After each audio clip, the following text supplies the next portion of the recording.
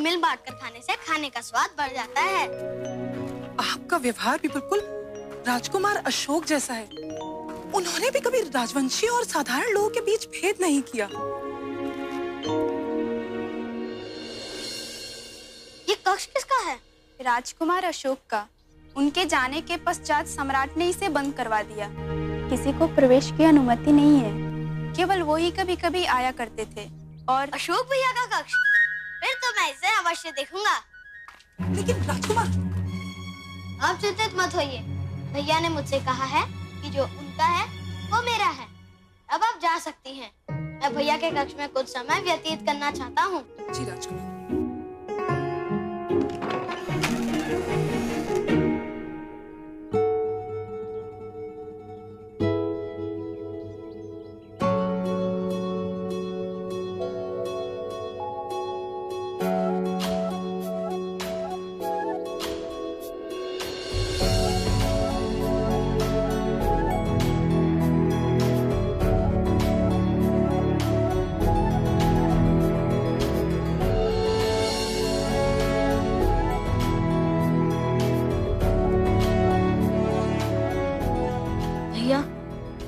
आप इन सबको अवश्य स्मरण कर रहे होंगे जो आपका था और आपसे छीन लिया गया, परंतु अब आपको आपका सब मिल जाएगा। बस आप शीघ्र यहाँ आ जाइए। आपके साथ ना होने पर सारे सुख व्यर्थ है, अधूरे हैं। यदि आप नहीं तो कुछ भी अच्छा नहीं लगता।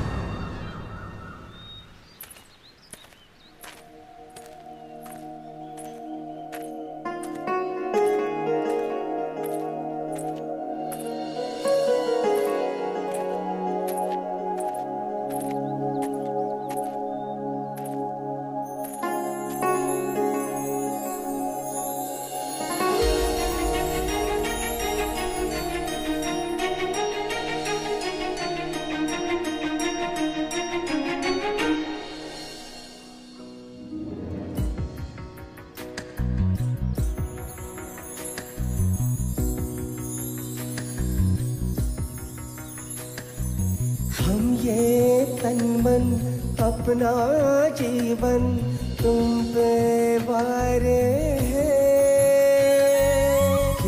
ये मिलन के पलों प्रियतम कितने प्यारे हैं। ओ प्रियतम, ओ प्रियतम, ओ प्रियतम,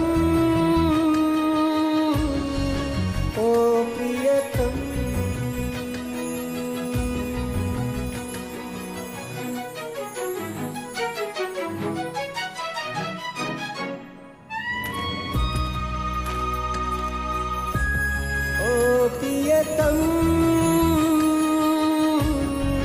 ओ प्रियतम।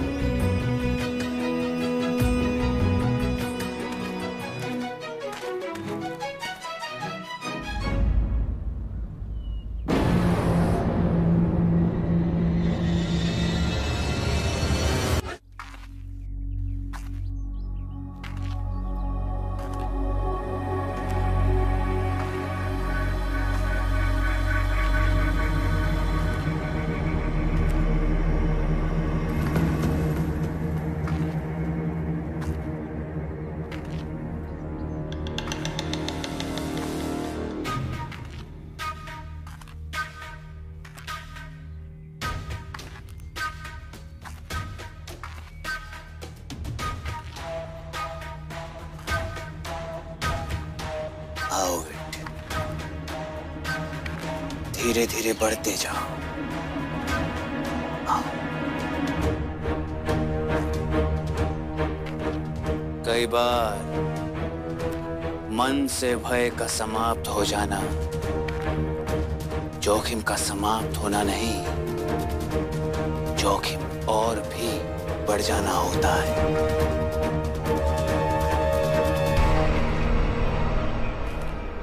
बस एक कदम और।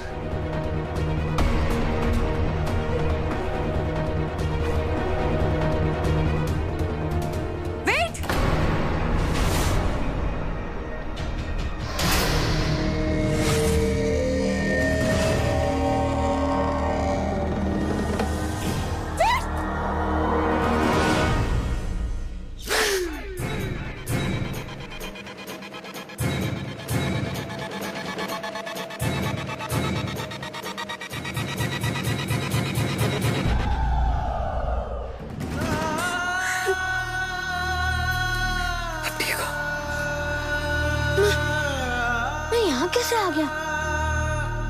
मैं तो भैया के कक्ष में था। तुम्हारी मृत्यु तुम्हें यहाँ लेकर आई है मेरा अनुज। इस बार तो तुम्हारी माँ ने तुम्हें बचा लिया। यदि तुम्हारी माँ तुम्हें जीवित देखना चाहती है तो उसे वही करना होगा जैसा हम कहेंगे। इति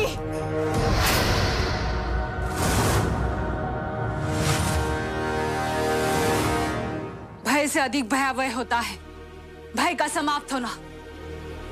इतने वर्ष मेरे साथ वही हुआ है।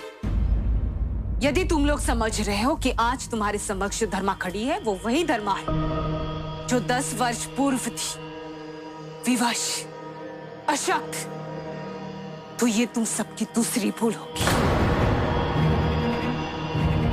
तुम सब ने स्वयं अपने मुख से मगध से विश्वासघात और आचार्य चाणक्य की हत्या का अपराध स्वीकार कर अपनी पहली भूल कर ली है। कल तक मैं वो स्त्री थी जिसके पुत्र को मगध से निर्वासित करने का दंड दिया था। आज मैं वो स्त्री हूं जिसका पति उसे मान सम्मान के साथ यहाँ पाटलिपुत्र लेकर आया। क्योंकि तुम लोगों ने उनका ध्यान, उनकी सेवा उस प्रकार नहीं की जिस प्रकार मैं 10 वर्ष पूर्व करती थी। आज मैं केवल धर्मा नहीं, रानी धर्मा हूं। अशोक और वेट मेरे पुत्र हैं। मगध के राजकुमार है वो। यदि मेरे पुत्र को जरा से भी खरोच आए तो सम्राट को यह बिल्कुल भी संदेह नहीं होगा कि जो मैं उन्हें बताऊंगी वो असत्य नहीं है। मैं परिवार तोड़ने में विश्वास नहीं करती, इसीलिए इतने वर्ष मौन रही। मेरे मौन के कारण मेरे पुत्र को उस अपराध का दंड भुगतना पड़ा जो उसने कभी किया ही नहीं। बहुत सह लिया मैंने, अब और नहीं। अब मैं वो पुरानी धर्मा नहीं हूं, ये तुम सब लोग भली भांति समझ लो। गांठ बांध लो अपने मन में, तुम सबके लिए यही अच्छा होगा।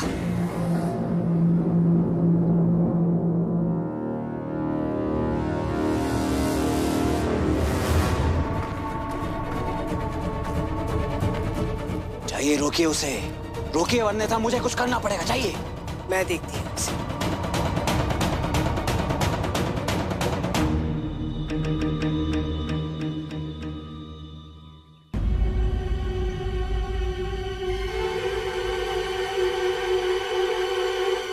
कौन हो तुम?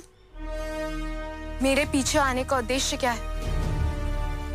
तुम मुझे समझने में भूल कर रही हो। मेरा विश्वास करो, मैंने विवाह की बात केवल इसलिए की थी कि तुम जंगल में अकेली हो तो मैं तुम्हें सुरक्षा प्रदान कर सकूं। चिंता करने वाले तुम कौन हो? जल्दी बताओ किसने भेजा? पकड़ अच्छी थी किंतु बल का अभाव था। बड़े ढीठ हो, तुम्हें पाठ पढ़ाना पड़ेगा। यदि तुम्हें मुझे विश्वास नहीं तो तुम मुझे मार सकती हो। अन्य हत्तों पे वार नहीं करती। अगर साहस है तो सामना करो मेरा।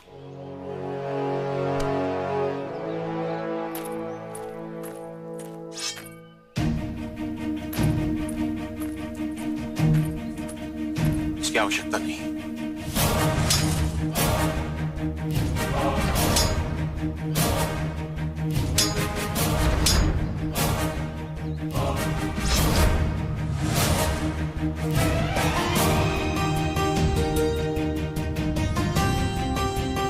मैं तुम्हें चोट नहीं पहुंचाना चाहता।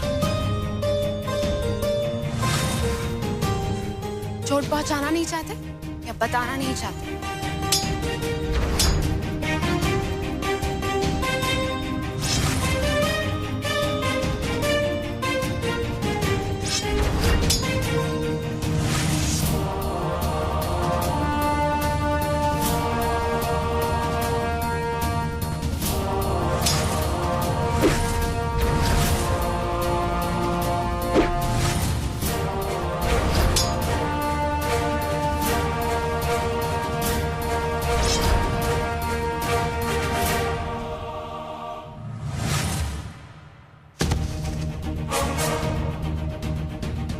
जय जननी।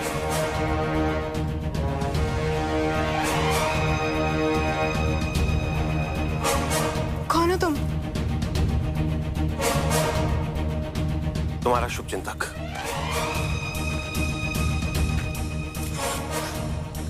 मेरी अशोक है, उसके गले में इस बाबू की माला अवश्य होगी। रुको!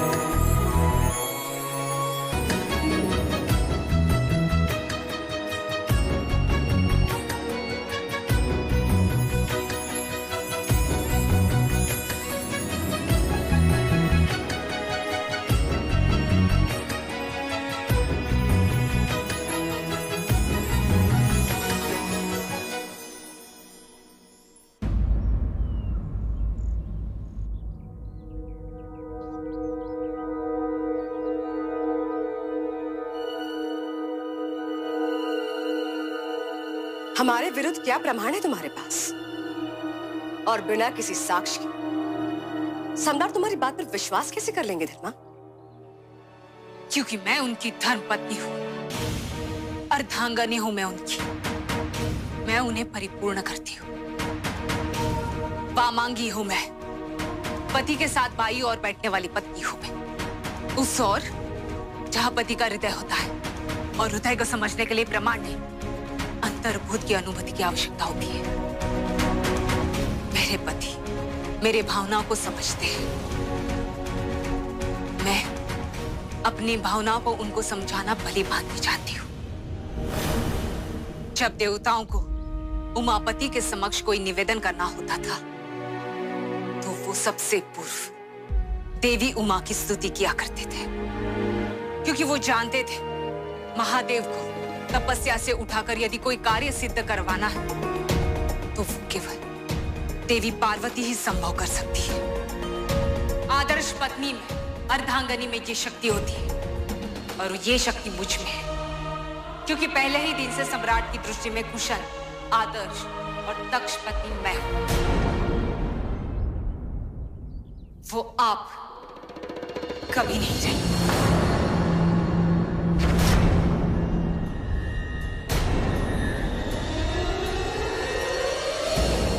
पर ये बातें आपके समझ में नहीं आएंगी, क्योंकि आपके लिए ना तो कोई प्रेम का महत्व है और ना ही कोई अर्थ है।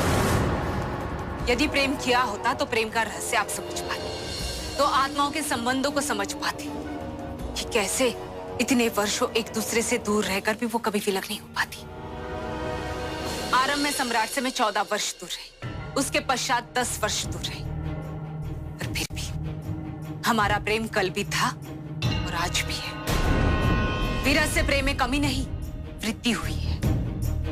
देखा होगा आपने मेरी एक झलक पाके कैसे उनका सारा क्रोध अश्रु में बह गया।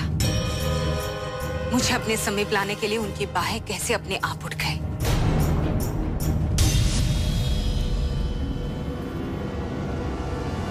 ये सिद्ध करता है कि उनके साथ रहकर भी आप उनके जीवन का अंग नहीं बन सकी, और मैं दूर रहकर भी सदैव उनसे जुड़ी रही। सम्राट की जीवन की रिक्तता को आप कभी नहीं भर पाई, क्योंकि आप कभी समझ नहीं पाई कि पति के जीवन में पत्नी का क्या महत्व होता है, क्या भूमिका होती है। पत्नी त्याग और सेवा की प्रतिमूर्ति होती है, पूर्ण समर्पण और निस्वार्थ होती है, पर आप इसके विपरीत हैं। आपसे ये सब नहीं हो सकता। आदर्श पत्नी तो दूर, आप एक स्त्री धर्म भी कभी निभा नहीं सकी।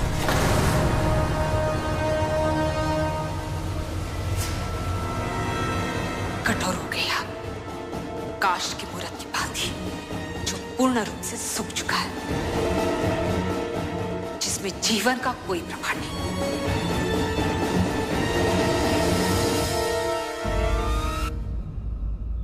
आप ऐसे मूर्त बन के खड़ी हैं? रोकिए इसे। यदि आपसे कुछ नहीं होता तो मैं सुशील,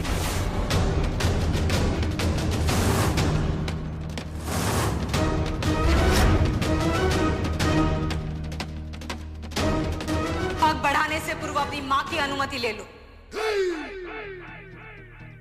अशोक नहीं हूं मैं। हर कार्य अपनी मां से पूछकर करूंगा। वैसे भी जो भी करता हूं, मेरी मां सदैव मेरा समर्थन करती है, मुझे रोकती टोकती नहीं है। सुशील, जहां हो वहीं रुक जाओ।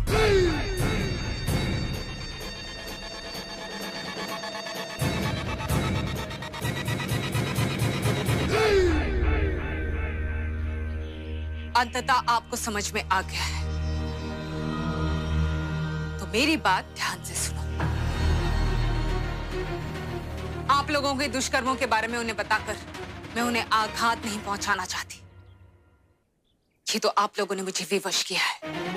यदि मेरे पुत्र को हानि पहुंचाने की चेष्टा की या उसे एक खरोच भी आई, तो उसी क्षण सम्राट को क्या, पूरे मगध को आपके दुष्कर्मों के बारे में पता चल जाएगा। विकल्प आप लोगों के समक्ष, क्या चयन करना चाहते हैं आप लोग? संधि या कर दूं सत्य का अनावरण?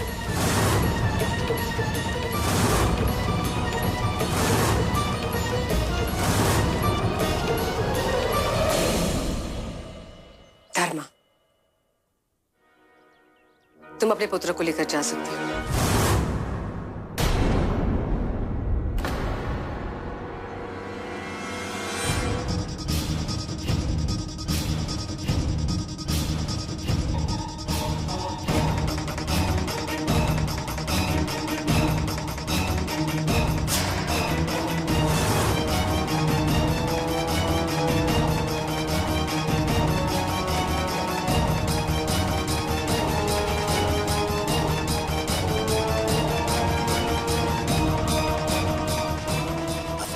को यहाँ छोड़कर पता नहीं कहाँ मर गया वो अशोक।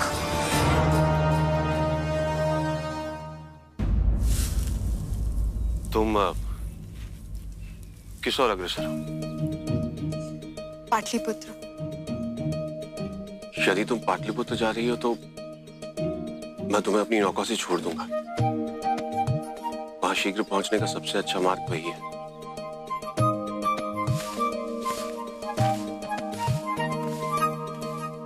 पता नहीं क्यों ऐसी अनुभूति हो रही है जैसे ये व्यक्ति और कोई नहीं, मेरा अशोक ही है। आज मैं पता लगा कर ही रहूंगी